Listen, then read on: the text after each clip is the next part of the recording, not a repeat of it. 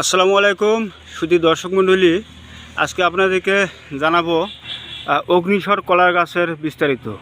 ধৈর্য সহকারে ভিডিওটা দেখবেন।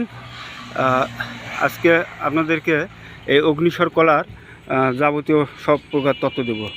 দর্শক মণ্ডলী দেখেন, একজন আমার কাছে দুটা অগ্নিস্বরের কলার চারা নিল। এই কলা কিন্তু লাল কলা, গাছটাও মোটামুটি লাল আর কলাটাও লাল, একদম লাল কলা। কলাটা খেতে খুব সুস্বাদু এবং মিষ্টি। আর এই কলা গাছ আপনারা রোপণ করবেন, একটু গোবর সার বেশি করে দিবেন, আর মাঝে মধ্যে একটু কীটনাশক ওষুধ দিবেন। এই কলা গাছে প্রচুর পরিমাণে পোকা হয়, পোকা হওয়ার কারণে গাছ অনেক সময় মারাও যায়। তো দর্শক মণ্ডলী, আপনাদেরকে আমি ধারাবাহিকভাবে ভিডিও দেই, কিছু গাছ সম্পর্কে অজানা তথ্য জানিয়ে দেওয়ার চেষ্টা করি। তো আপনারা আমার এই চ্যানেলটাকে সাবস্ক্রাইব করবেন, লাইক শেয়ার কমেন্ট করবেন। আজকে এই পর্যন্ত, দেখা হবে আবার নতুন কোনো ভিডিও নিয়ে আগামী পর্বে। আসসালামু আলাইকুম।